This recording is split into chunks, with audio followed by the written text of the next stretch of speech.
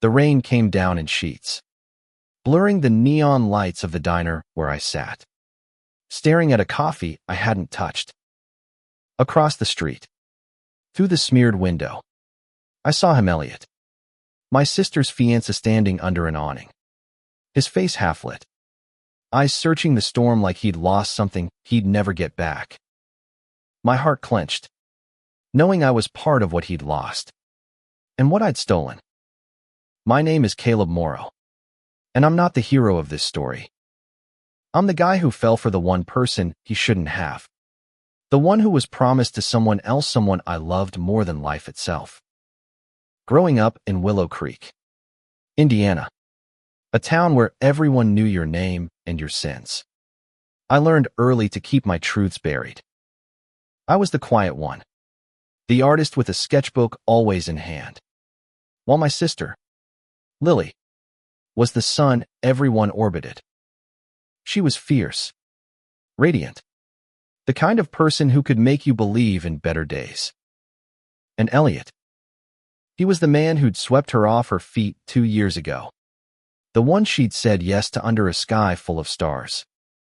But that night in the diner, as the rain hammered the roof, I wasn't thinking about Lily's engagement party or the ring on her finger.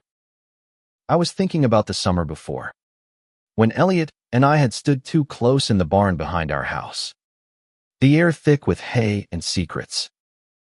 It was a moment that shouldn't have happened, a brush of hands, a look that lingered too long, a pull neither of us could name. I thought we'd buried it. I was wrong. The bell above the diner door jingled, and there he was, shaking rain from his jacket, his green eyes locking onto mine like a missile finding its target. "Caleb," he said, his voice low, rough, like he'd been arguing with himself all night. "We need to talk." I wanted to run.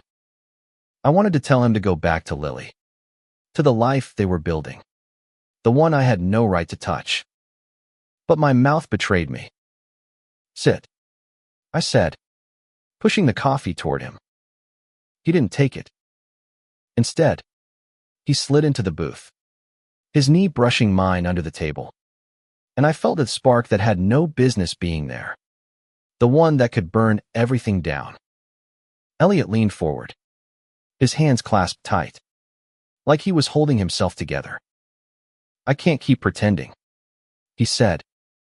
"Not with you sitting there, looking at me like that." My breath caught. I'd spent months convincing myself I'd imagined the way his gaze lingered, the way his laugh softened when it was just us. But here he was, saying it out loud, and the world tilted. "What are you doing, Elliot?" I whispered, my voice barely steady. "You're marrying my sister." "I know," he said, and the pain in his eyes mirrored mine. "But I can't stop thinking about you." The words hung between us, heavy as the storm outside. I wanted to hate him for saying it, for cracking open the box I'd locked tight. But I couldn't, because I'd been thinking about him too every night. Every sketch I drew, every time I saw him with Lily and felt my chest cave in. Willow Creek wasn't kind to people like me. I'd known I was gay since I was 13. When I'd watched a boy named Ryan climb a tree at summer camp and felt something shift inside me. I'd kept it quiet, not out of shame, but survival. This town had a way of chewing up anyone who didn't fit its mold. Lily knew. Of course, she caught me staring at Ryan one too many times and hugged me so tight I couldn't breathe, whispering, "You're perfect, Caleb. Don't let this place tell you otherwise." But even she didn't know about Elliot. No one did. Elliot reached across the table, his fingers grazing mine, and I pulled back like I'd been burned. "Don't," I said, my voice sharper than I meant. "You don't get to do this. Not now." "I didn't plan this," he said, his jaw tight. "You think I want to feel this way? To be this guy?" He ran a hand through his wet hair, frustration radiating off him. I love Lily. I do. But you're in my head. Caleb, you've been there since that night in the barn. That night. It was July. The air humid and alive with crickets. Lily had been at a friend's, and Elliot had come over to help Dad fix the tractor. I'd been sketching in the loft, charcoal smudging my fingers, when he climbed up, his shirt sticking to his skin. We'd talked about nothing, about everything until the space between us felt too small. His hand had brushed mine, and for a moment, I thought he'd pull away. He didn't. Neither did I. We can't, I said now, my voice breaking. You know we can't. He looked at me, his eyes searching, desperate. What if we could? The question hit like a punch. I wanted to scream that it wasn't fair to me, to Lily, to the life we'd all been trying to build. But the truth was, I'd been asking myself the same thing for months. What if? The diner's neon sign flickered, casting red light across his face. I stood, my chair scraping the floor. Go home, Elliot, I said, my voice barely above a whisper. Go back to her. He didn't move, just watched me as I grabbed my jacket and walked into the rain, my heart pounding so loud it drowned out the storm. I didn't look back. I couldn't. But as I walked home, the question lingered, sharp as a blade. What if we could? The next morning, Willow Creek woke under a sky bruised with clouds, as if the town itself was holding its breath. I hadn't slept, my mind replaying Elliot's words, his touch, the way his eyes had begged for something I couldn't give.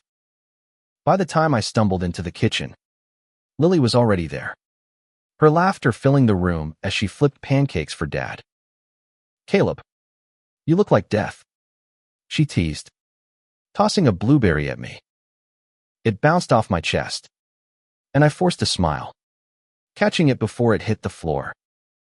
Late night sketching again. Something like that, I mumbled, avoiding her gaze. Lily had this way of seeing through me, like she could read the secrets I hadn't even admitted to myself. I grabbed a coffee mug, my hands shaking slightly, and tried to focus on the mundane pancakes. The hum of the radio, Dad's grumbling about the tractor. But all I could think about was Elliot, and the line we'd crossed last night. I'd always been the one who kept things together. When Mom left when we were kids, I was the one who held Lily's hand while she cried, who promised her we'd be okay. I was the one who stayed, while she dreamed of leaving Willow Creek for a bigger life. And now, here I was, threatening to unravel everything she'd built with Elliot. The doorbell rang, and my stomach dropped. Lily bounded to the door, her ponytail swinging. And there he was, Elliot, standing on our porch with a smile that didn't reach his eyes. Morning, sunshine, he said to her, pulling her into a hug. I watched from the kitchen, my grip tightening on the mug. His eyes flicked to mine, just for a second, and I felt the air leave the room. Elliot's taking me to the county fair today, Lily said, turning to me with a grin. You should come. Caleb, get out of that sketchbook for once. I wanted to say no, to lock myself in my room and drown in my own guilt. But the way Elliot looked at me, like he was daring me to face him, made me nod. Sure, I said, my voice flat. Sounds fun. The fair was a riot of color and noise, cotton candy, screaming kids, the creak of the Ferris wheel. Lily dragged us from booth to booth, her energy infectious, but I felt like I was walking through a fog. Elliot stayed close, his arm around her, but every now and then, his shoulder brushed mine, and it was like a current running through me. I hated how much I wanted it to happen again. At the ring toss, Lily insisted on winning a stuffed bear, her laughter ringing out as she missed every shot. Elliot stepped up, his movements precise, and won it on his first try. She squealed, kissing his cheek, and I turned away, my chest tight. That's when I saw Ida's sketch artist's booth, tucked between a popcorn stand and a dunk tank. My feet moved before I could stop them. "Draw you?" the artist asked, her eyes kind but sharp. I nodded, sitting on the stool, my sketchbook tucked under my arm. She worked quickly, her pencil capturing the lines of my face. But all I could think about was Elliot, standing 10 feet away, watching me while Lily chattered about the next ride. When the artist handed me the sketch, I froze. She'd drawn me with a shadow behind me, a vague shape that looked too much like Elliot. "You've got a story in your eyes," she said softly. "Whoever he is, he's heavy on your heart." I shoved the sketch into my bag, my face burning. "You're wrong," I said, but the words felt hollow. I rejoined Lily and Elliot, trying to act normal. But every time Elliot's gaze met mine, I felt like I was drowning. That night, after the fair, Lily fell asleep on the couch, the stuffed bear clutched to her chest. Elliot and I ended up on the back porch, the air cool and thick with the scent of impending rain. "You've been quiet all day," he said, leaning against the railing, his voice low. "So have you," I shot back, my hands stuffed in my pockets. I wanted to be angry, to push him away. But the truth was, I was terrified. Terrified of what I felt, of what it meant, of what it could do to Lily. "Caleb," he said, stepping closer, his voice barely a whisper. "I'm trying to do the right thing. But every time I'm near you, I forget what that is." I shook my head, backing away. "You don't get to say that. You don't get to make this my fault." "I'm not," he said, his voice breaking. I'm scared. Okay. I've never felt this before. Not with anyone." The honesty in his words cut through me. I wanted to tell him I felt it too, that I'd been carrying it since that night in the barn. But all I could see was Lily's face, her trust, her love for both of us. "Go inside, Elliot," I said, my voice shaking. "Go be with her." He didn't move for a long moment, his eyes searching mine. Then he turned and went back inside, leaving me alone with the crickets and the weight of what we hadn't said.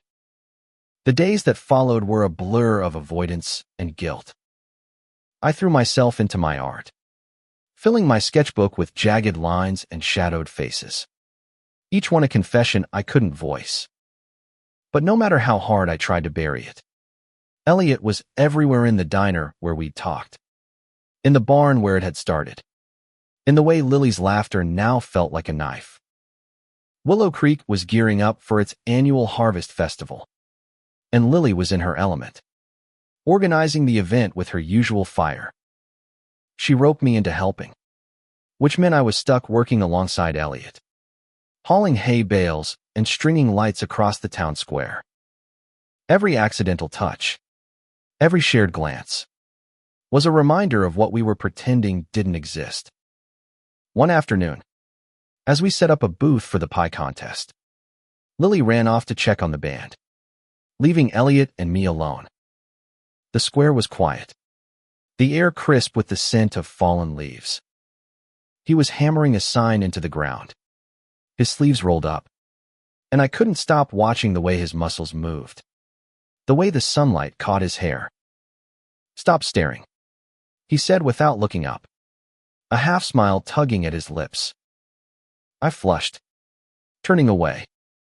"I wasn't." "You were." He set the hammer down, wiping his hands on his jeans. You do it a lot. You know. Shut up, I muttered, grabbing a string of lights to untangle. But he stepped closer, close enough that I could smell the cedar on his skin, and my hands froze. Caleb, he said softly, we can't keep doing this. Acting like nothing's there. There's nothing to act like, I said, but my voice cracked, betraying me. I dropped the lights, my hands shaking.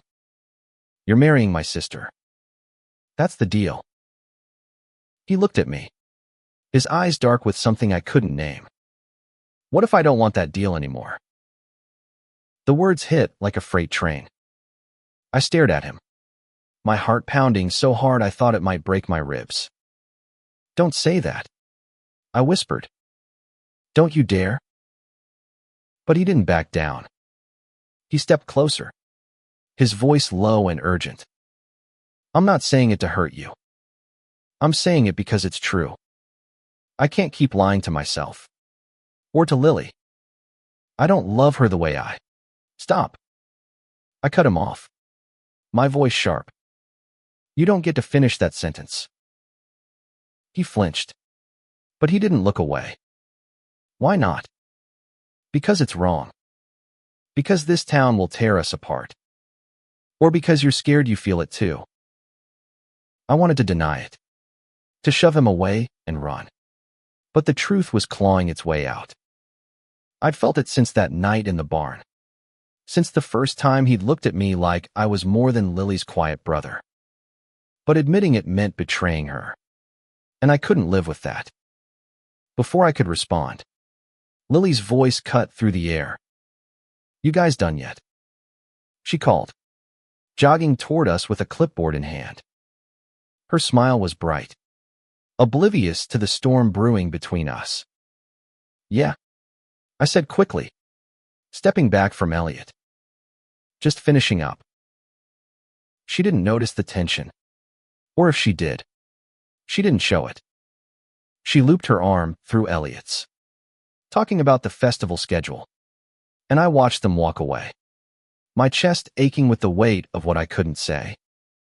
That night, I couldn't sleep. I sat in my room, my sketchbook open to a drawing of Elliot, his sharp jaw, his eyes, the way his hands looked when they were still. I tore the page out, crumpling it into a ball, but I couldn't bring myself to throw it away. Instead, I shoved it under my mattress, like I could hide him there too. The festival came, and Willow Creek transformed into a sea of lanterns and laughter. I stayed on the edges, sketching the crowd, trying to lose myself in the chaos. But then I saw them, Lily and Elliot, dancing under the string lights, her head on his shoulder. They looked perfect, like they belonged together. And for a moment, I hated myself for wanting to break that apart. I turned to leave, but Elliot caught my eye from across the square. He whispered something to Lily, then broke away, heading toward me. My heart raced as he closed the distance, his expression unreadable. We need to figure this out, he said, his voice low enough that the music drowned it out for anyone else. I can't keep pretending I don't feel this. And what about Lily? I snapped, my voice shaking. What about her? He looked away, his jaw tight. I don't know, he admitted. But I know I can't marry her. Not when I'm in love with you. The world stopped. I stared at him, my breath gone, my mind screaming that this was wrong, impossible, dangerous. But my heart, me stupid, reckless heart, wanted to believe him. The confession hung in the air, raw and reckless, as the festival's music swirled around us. I wanted to grab Elliot, to shake him, to tell him he couldn't just say that and expect the world to bend. But the truth was, I was falling apart, my resolve crumbling under the weight of his words. You don't mean that, I said, my voice barely audible over the crowd. You can't. I do, he said, stepping closer. His eyes locked on mine. I've tried to fight it. Caleb. I've tried to be the guy Lily thinks I am. But I'm not. I'm the guy who's been in love with you since that night in the barn. I turned away, my hands clenched into fists. The lights, the laughter, the scent of apple cider, it all felt like a mockery of the chaos inside me. You're going to ruin her, I said, my voice breaking. You're going to ruin everything. He grabbed my arm, his touch gentle but firm. I don't want to hurt her. But I can't live a lie. Not anymore. I yanked my arm free, my heart pounding. And what about me? You think I can just, what? Run off with you? Betray my sister? This isn't some movie. Elliot. This is real. This is my family. He looked like I'd slapped him, but he didn't back down. I know, he said, and I hate myself for it. But I can't keep pretending I don't feel this. Tell me you don't feel it too, and I'll walk away.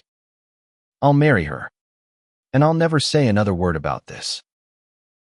I opened my mouth to lie, to tell him I felt nothing, but the words wouldn't come. Because I did feel every glance, every touch, every moment we'd stolen. I felt it in the way my sketches always came back to him, in the way my heart raced when he was near. But admitting it meant crossing a line I could never uncross. Before I could answer, Lily appeared, her face flushed from dancing. There you are, she said, grabbing Elliot's hand. Come on. They're about to announce the pie contest winner.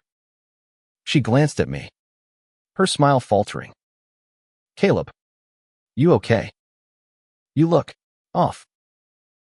I'm fine, I lied, forcing a smile. Just tired. She frowned but didn't push. She tugged Elliot back toward the crowd, and I watched them go, my chest tight with the weight of what I hadn't said. I couldn't stay there, surrounded by people who didn't know the storm inside me.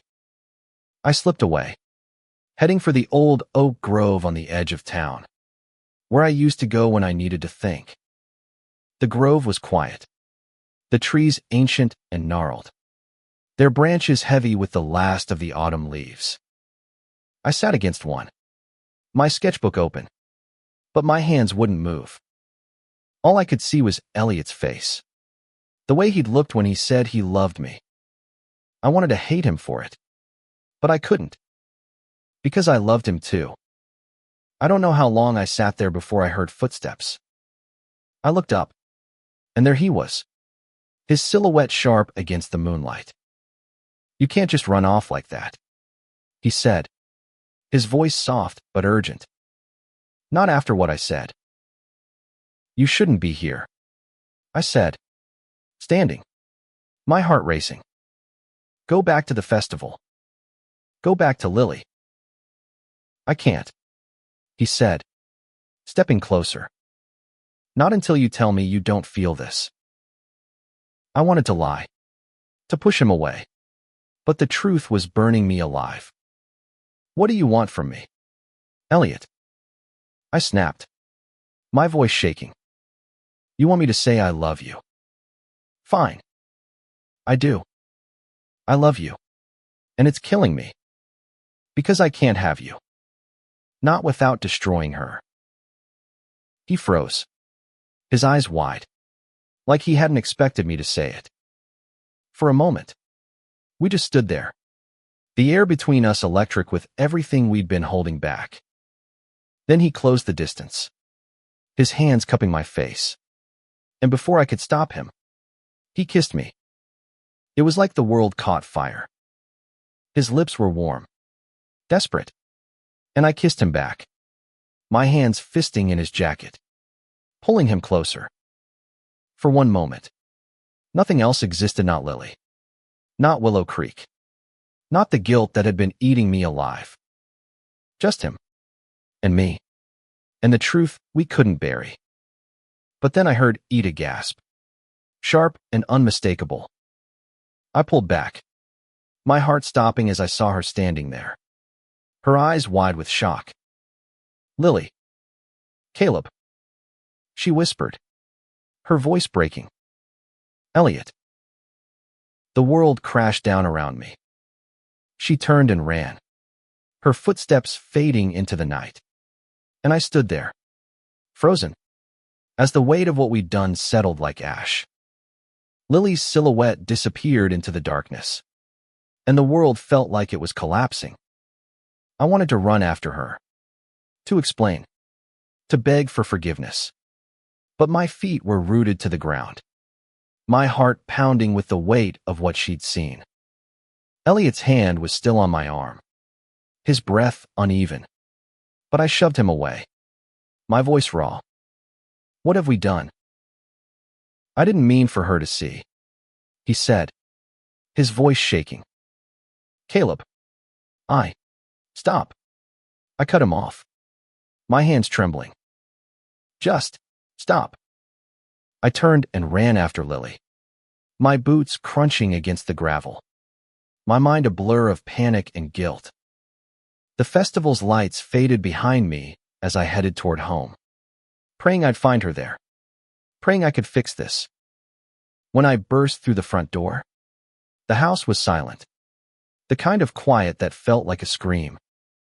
Lily was in the living room, curled up on the couch, her face buried in her hands.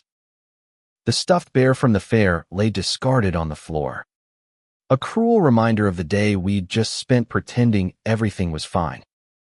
Lily, I said, my voice barely a whisper. She didn't look up. I knelt in front of her, my hands hovering, afraid to touch her. I'm so sorry. She lifted her head, her eyes red and raw. How long? She asked, her voice hollow. How long have you been lying to me?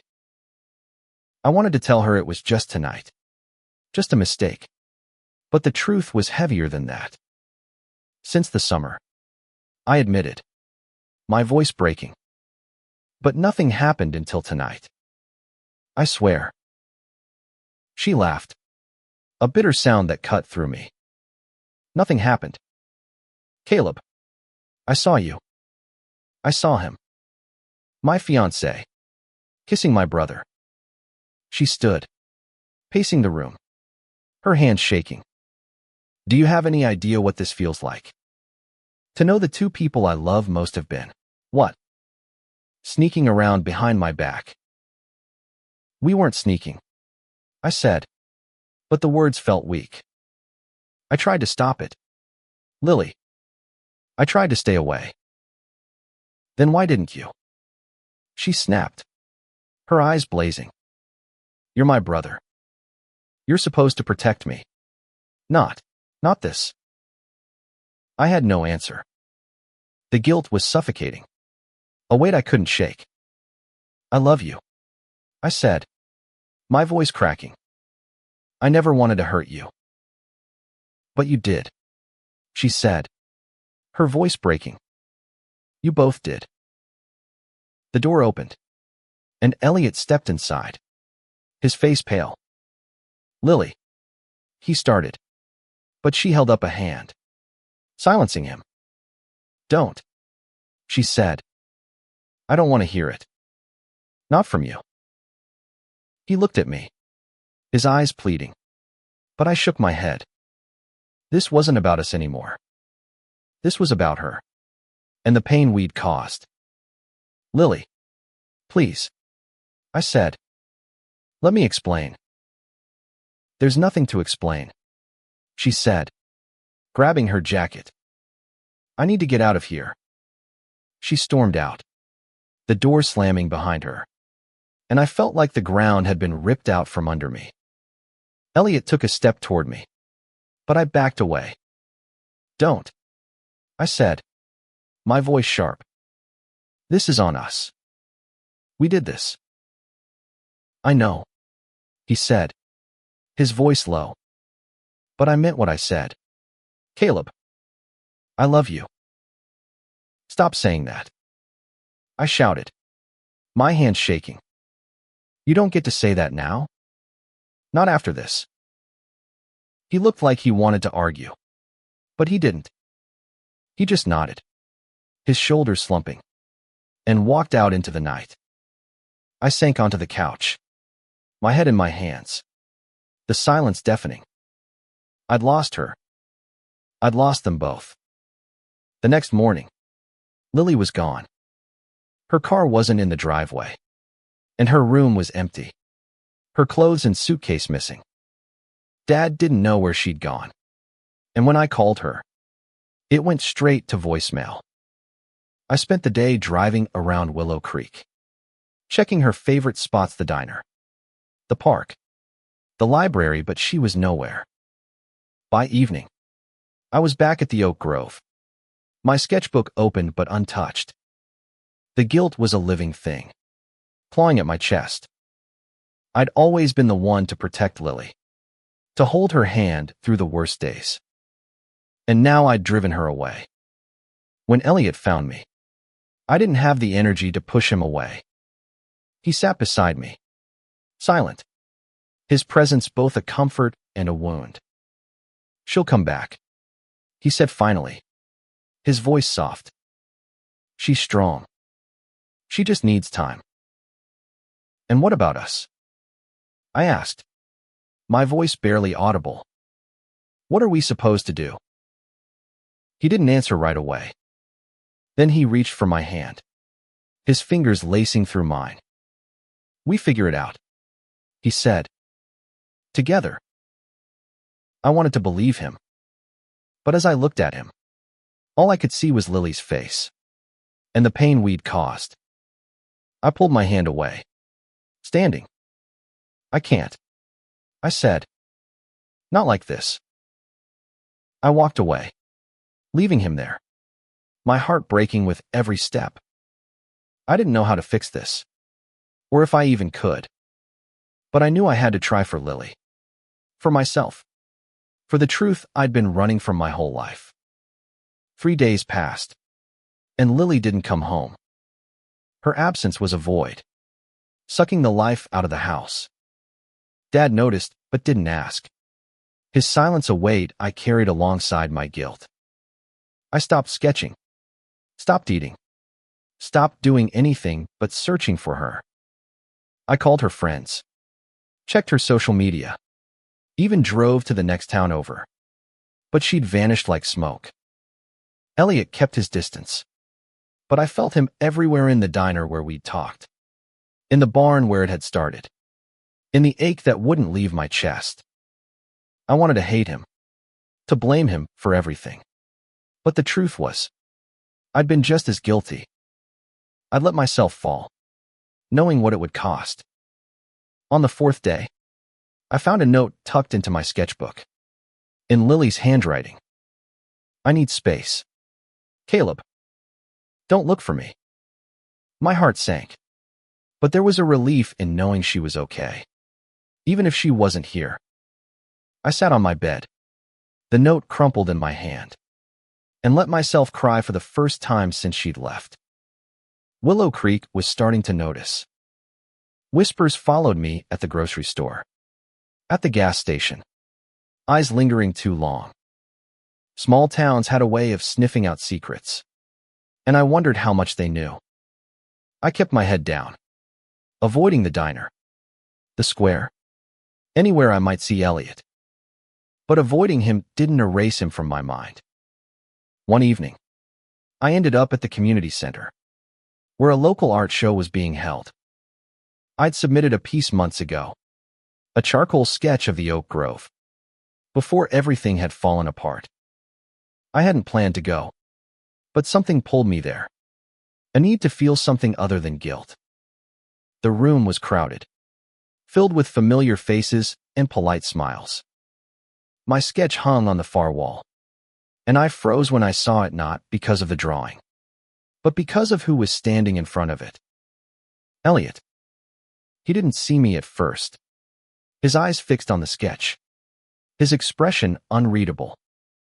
I wanted to turn away, but my feet carried me toward him, like they had a mind of their own. "What are you doing here?" I asked, my voice low. He turned, his eyes softening when he saw me. "I wanted to see your work," he said. It's beautiful. Caleb. It's you." I looked at the sketch dark. Jagged lines. The trees heavy with shadow. It was raw. Messy. Everything I felt inside. "It's just a drawing," I said. But my voice betrayed me, cracking under the weight of his gaze. "It's more than that," he said, stepping closer. "It's you. Telling the truth. The way you always do." I wanted to argue, to tell him he didn't know me. But he did. He'd seen the parts of me I'd hidden from everyone else. The parts I'd buried under sketches and silence. "I can't keep doing this," I said, my voice shaking. "I can't keep wanting you." "Then don't," he said, his voice soft but firm. "But don't pretend you don't feel it. Because I do. Caleb." "Every day?" I looked at him, my heart a war zone. I wanted to kiss him, to hold him, to run away with him and leave Willow Creek behind. But I couldn't. Not with Lily out there, hurting because of us. Before I could respond, Mrs. Carter, the art show organizer, approached, her smile warm. "Caleb, this piece is stunning," she said. "You've got a gift. Ever thought about showing in Indianapolis? There's a gallery there looking for new talent." I mumbled a thank you, my mind elsewhere. Elliot stayed quiet, but I felt his eyes on me, steady and unyielding. When Mrs. Carter walked away, he spoke again. "You should do it," he said. "You're too big for this town. Caleb. You always have been." "And what about you?" I asked, my voice sharp. "What are you going to do?" "Stay here. Marry Lily. Pretend this never happened." He flinched, but he didn't look away. "I don't know," he said. "But I know I can't marry her. Not now.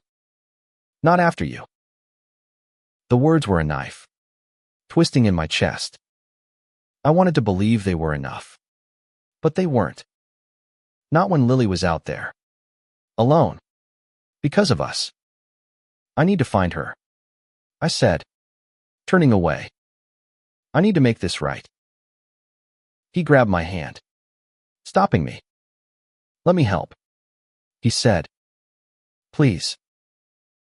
I looked at him, at the man who'd turned my world upside down, and nodded. Not because I trusted him, but because I didn't know what else to do. We spent the next day searching, checking every place I could think of. We didn't talk about the kiss, or the confession, or the future. We just drove, the silence between us heavy but necessary. By nightfall, we were exhausted, sitting in his truck outside the diner, the neon sign flickering above us. "She's out there," I said, my voice barely audible. "And she's hurting because of us." "I know," he said, his hands tight on the steering wheel. "But we can't undo what we feel. Caleb. We can only figure out how to live with it." I didn't have an answer. All I had was the ache in my chest, and the hope that somehow I could find Lily and make things right. A week later, I got a text from Lily. "I'm in Chicago. I'm okay. Don't come." It was short, sharp, like a door slamming shut. I stared at the screen, relief and pain twisting together.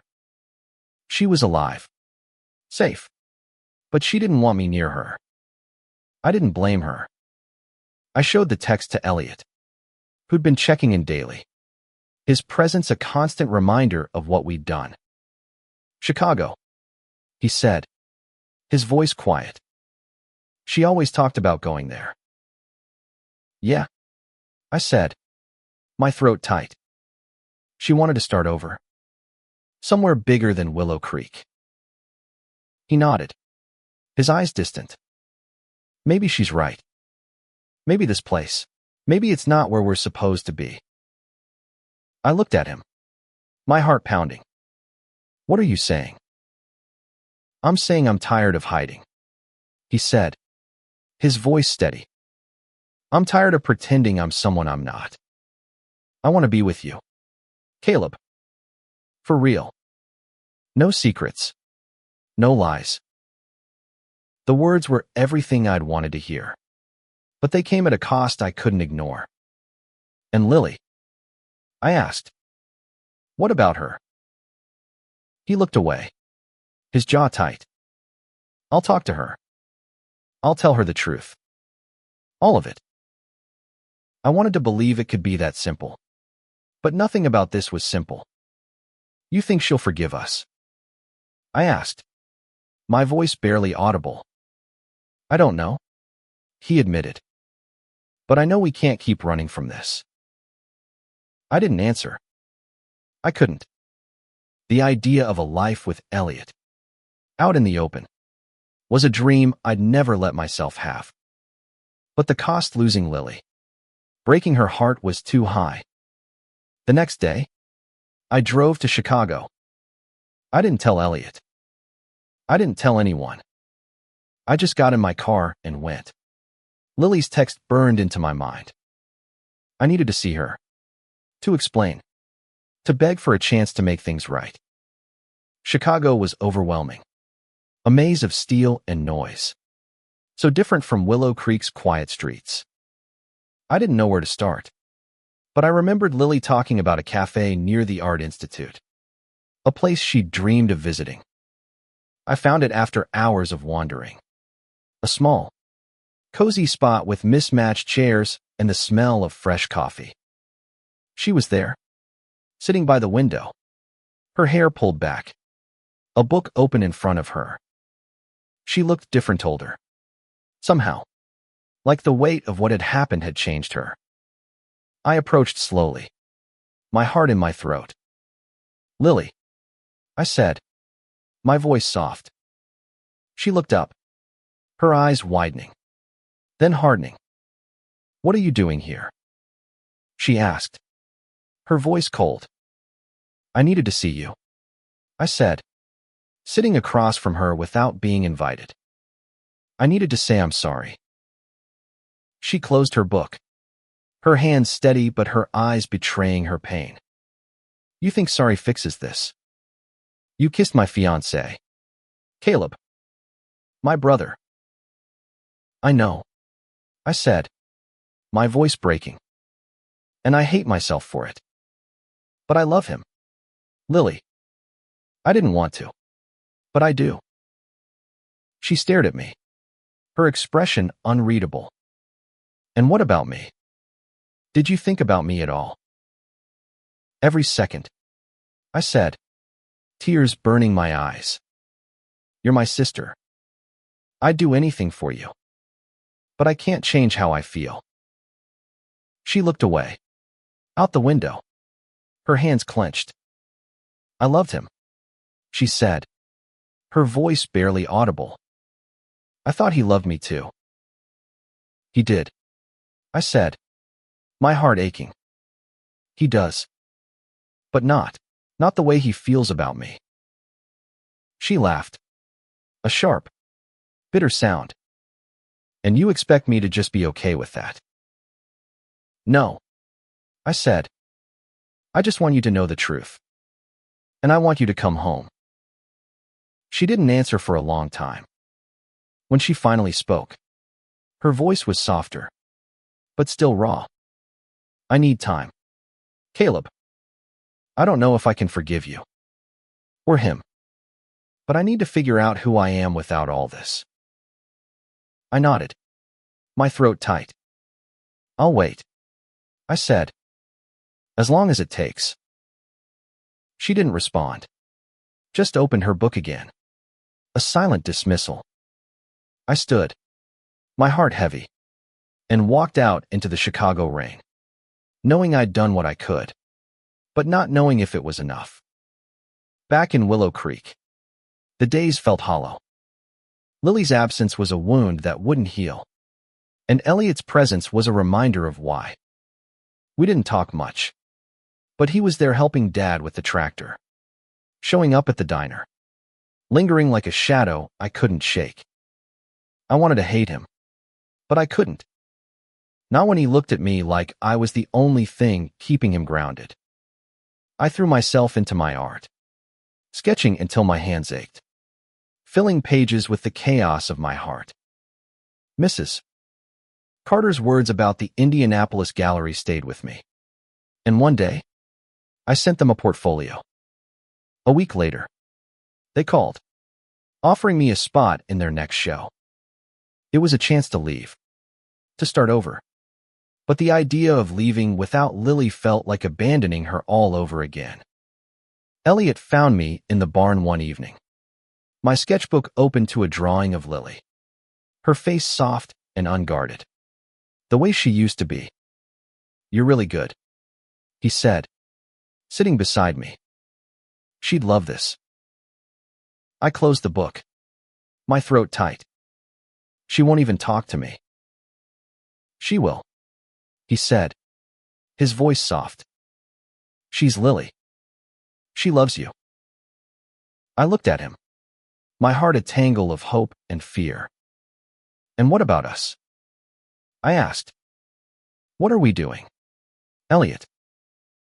He reached for my hand, his touch steady. "We're figuring it out," he said, "one day at a time." I wanted to pull away, to tell him it was too late, but I didn't. Instead, I let him hold my hand, let myself feel the warmth of him, the possibility of a future I'd never let myself imagine. Months later, Lily came home. She didn't call, didn't warn me, just showed up at the house one morning, her suitcase in hand. She looked different, stronger. Somehow, like she'd found something in Chicago she hadn't known she needed. We sat on the porch, the air cool and quiet, and she told me about her time away, about the city, the people, the way she'd started to heal. "I'm not okay," she said, her eyes meeting mine. "Not yet, but I'm trying." "I'm so sorry," I said, my voice breaking. "I never wanted to hurt you." "I know," she said, her voice soft. "And I know you love him." I saw it, even before I wanted to admit it. I waited, holding my breath, afraid of what she'd say next. "I don't hate you," she said finally. "Either of you.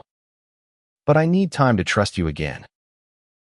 I nodded, tears in my eyes. "I'll wait," I said. "Forever, if I have to." She smiled. A small, fragile thing, but it was enough. It was a start.